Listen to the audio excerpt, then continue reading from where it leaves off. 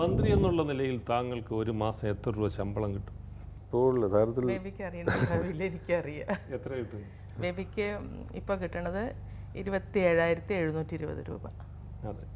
അപ്പോൾ അങ്ങനെ ഒരു 5 വർഷം കൊണ്ട്, ഒരു പരമാവധി 5 വർഷം കൊണ്ട് ആ ശമ്പളത്തിൽ നിന്ന് സമ്പാദിക്കാൻ പറ്റുന്നത് ഒരു ചിലവെല്ലാം കഴിഞ്ഞാൽ 5 ലക്ഷം രൂപയൊക്കെ വരാൻ വഴിയുള്ളൂ.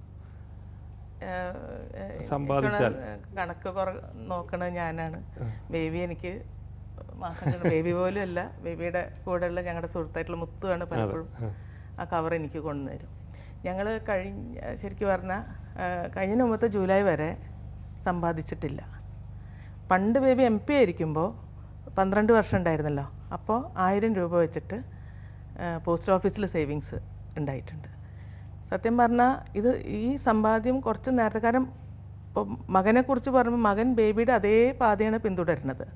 ഞാൻ മകൻ ഈ സമയമൊക്കെ ആകുമ്പോഴത്തേനൊരു ജോലിയൊക്കെ ആവും, അങ്ങനെയൊക്കെ വിചാരിച്ചിരുന്നു. അപ്പോൾ പിന്നെ നമുക്ക് ഈ സമ്പാദ്യത്തിൻ്റെ ആവശ്യമില്ല. എന്തായാലും ഞങ്ങൾക്ക് വീടുണ്ടാവില്ല.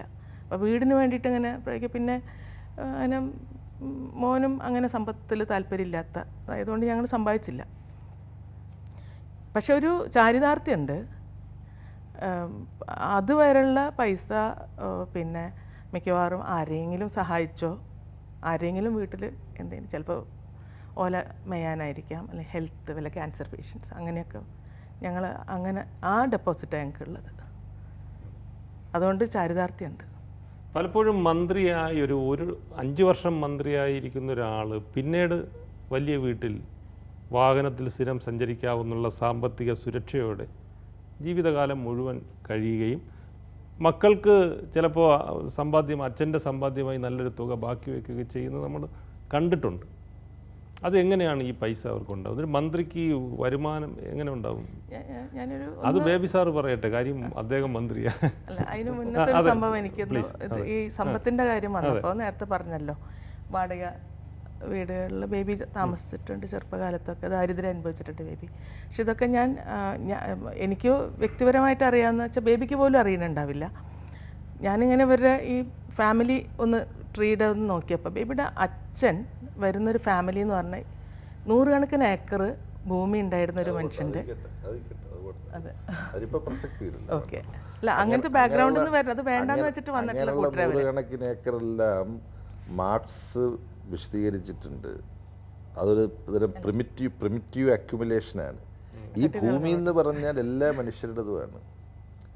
ഓരോ കാലഘട്ടത്തിൽ ഓരോ കൃത്രിമങ്ങളിലൂടെ ഓരോരുത്തർ കൈയടക്കിയതാണ്. ഞാൻ രാജാവാണെന്നുകൊണ്ട് ഈ ഭൂമിയെല്ലാം എൻ്റെതാണെന്ന് പറഞ്ഞിട്ട്, എന്നിട്ട് അവർ പറയുന്ന ഇത്രയും ഭൂമി നിനക്ക് തന്നിരിക്കുന്നു, എന്നിട്ട് 500 ഏക്കർ മറ്റേയാൾക്ക് പതിച്ചു കൊടുത്തു. ഇതൊക്കെ ഭൂമി എന്ന് പറഞ്ഞാൽ സൂര്യപ്രകാശം പോലെ, കാറ്റുപോലെ, പ്രകൃതിയിലെ മറ്റ് വിഭവങ്ങൾ പോലെ എല്ലാ മനുഷ്യർക്കും, ജീവജാലങ്ങൾക്കും, പൂവിനും പുഴുവിനും ഒക്കെ അവകാശപ്പെട്ടതാണ് ഈ ഭൂമി. വൈക്കം മുഹമ്മദ് ബഷീർ ഭൂമിയുടെ അവകാശികൾ എന്നുള്ള അദ്ദേഹത്തിൻ്റെ പ്രസിദ്ധമായ രചനയിൽ പറഞ്ഞിട്ടുള്ളതുപോലെ, ദൗർഭാഗ്യവശാൽ ഈ ഭൂമിയിലുള്ള ഏറ്റവും വലിയ അശ്ലീലം എന്താണെന്ന് ചോദിച്ചാൽ സ്വകാര്യ സ്വത്താണ്. സ്വകാര്യ സ്വത്തിനോടുള്ള ഭ്രമമാണ്. പോട്ടെ, അത് വേറൊരു വിഷയമാണ്. അപ്പോൾ അതിൽ അപ്പച്ചൻ്റെ ഭാഗത്തു നിന്നും അമ്മയുടെ ഭാഗത്തു നിന്നും മോശമല്ലാത്ത സ്വത്തുള്ള കുടുംബങ്ങളായിരുന്നു അവർ. പക്ഷെ അപ്പച്ചൻ കല്യാണം കഴിക്കുമ്പോൾ എടുത്തിരുന്ന ഒരു വ്രതം വീട്ടിൽ നിന്ന് ഷെയർ ഒന്നും വാങ്ങുകയില്ല, അമ്മയുടെ ഭാഗത്തു നിന്ന് ഒരു സ്ത്രീധനവും വാങ്ങില്ല എന്നുള്ളതായിരുന്നു. എന്നിട്ട് വാടക വീട്ടിൽ മാസം തോറും കിട്ടുന്ന ശമ്പളം ആ മാസം ചിലവഴിച്ച് അങ്ങനെ ജീവിക്കുക എന്നുള്ളതാണ്. അപ്പം അത് ഏറ്റവും സാഹസികമായൊരു ജീവിത രീതിയാണ്. എല്ലാവർക്കും പിന്നെ ഒരു തുണ്ട് ഭൂമിയും ഒരു ചെറിയ വീടും ഒക്കെ ഉണ്ടാകുന്നതിന് അതൊരു ദോഷവുമില്ല. എൻ്റെ നാട്ടുകാരനായിട്ടുള്ള തിരുനെല്ലൂർക്കാരനായൻ എഴുതിയിട്ടുണ്ട്, സ്വന്തമായി ഇത്തിരി മണ്ണ് വാങ്ങിച്ചതിൽ കൊച്ചൊരു കൂരയും കെട്ടി മാനമായി നിന്നെ ഞാൻ കൊണ്ടുപോവില്ലയോ താലിയും മാലയും ചാർത്തി. അതൊരു പാവപ്പെട്ട ഒരുവൻ്റെ ഒരുവളുടെ ഒരു സ്വപ്നമാണത്. അതിനകത്തൊന്നും ഞാൻ പിന്നെ തെറ്റ് കാണുന്നില്ല. പക്ഷേ ധീരതയുള്ളവർക്ക് ഈ ഭൂമിയാണ് എൻ്റെ വീട് എന്ന് പറഞ്ഞുകൊണ്ട് ജീവിക്കാനുള്ള ഒരു സന്നദ്ധത ഉണ്ടാകും, നല്ലതാണ്. ഈ രാഷ്ട്രീയ രംഗത്ത് വരുന്നവരും മറ്റ് പല മേഖലകളിലുള്ളവരും ഈ പല ദുർനടപടികളിലൂടെ സ്വത്ത് സമ്പാദിക്കുന്നു എന്നുള്ളത് നമ്മുടെ സമൂഹത്തിലെ ഒരു പ്രശ്നം തന്നെയാണ്. അത് എങ്ങനെ തടയാൻ കഴിയും, എങ്ങനെ തിരുത്താൻ കഴിയും എന്നുള്ളത് നമ്മൾ കൂട്ടായിട്ട് നോക്കേണ്ടതാണ്. ഇന്ന് അഴിമതിക്കെതിരായിട്ടുള്ള പല നിയമങ്ങളുമൊക്കെ നിലവിലുണ്ട്, പക്ഷെ അതൊന്നും കർശനമായി നടപ്പാക്കപ്പെടുന്നില്ല എന്നുള്ളതാണ്.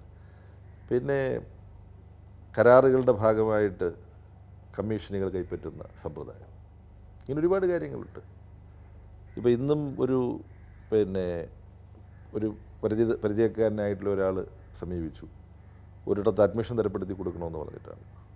അപ്പോൾ ഞാൻ പറഞ്ഞു, വിദ്യാഭ്യാസ മന്ത്രി എന്നുള്ള തലത്തിൽ ഞാൻ ചെയ്യാത്തത് ഈ അഡ്മിഷൻ തരപ്പെടുത്തി കൊടുക്കുക എന്നുള്ള പരിപാടിയാണ്. ഒന്നുകിൽ ഗവൺമെൻറ് സ്കൂളും എയ്ഡഡ് സ്കൂളുമാണുള്ളത്, അവിടെ എല്ലാം മെറിറ്റ് അടിസ്ഥാനത്തിൽ അഡ്മിഷൻ നടത്തണം എന്നുള്ളതാണ് എൻ്റെ പക്ഷം.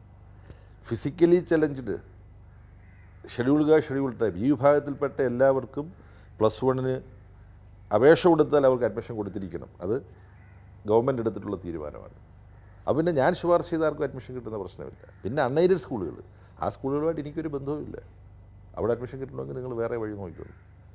അപ്പോൾ ഇതാളെ ബുദ്ധിമുട്ടിക്കുന്ന ഒരു നിലപാടാണ്, യാതൊരു സംശയമില്ല. പക്ഷേ അഴിമതി നടക്കുന്ന വഴിയും ഇതാണ്. ഇങ്ങനെയൊക്കെയുള്ള പ്രവേശനങ്ങൾ, പിന്നെ കോളേജുകൾക്ക് അനുമതി കൊടുക്കൽ, സ്കൂളിന് അനുമതി കൊടുക്കൽ, കോഴ്സുകൾക്ക് അനുമതി കൊടുക്കൽ, ഇതൊക്കെ വെച്ചിട്ട് പൈസ.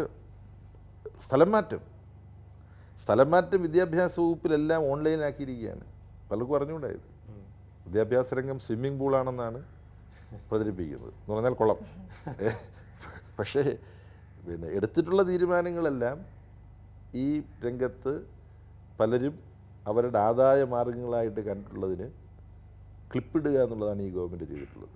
അതുകൊണ്ട് നമുക്ക് ചുമതല ഒഴിഞ്ഞു പോകുമ്പോൾ വളരെയധികം ആത്മസംതൃപ്തി ഉണ്ടാവും. അരുതാത്തൊരു കാര്യവും നമ്മൾ ചെയ്തിട്ടില്ല എന്നുള്ളൊരു തൃപ്തിയോടുകൂടി നമുക്ക് പോകാൻ കഴിയും.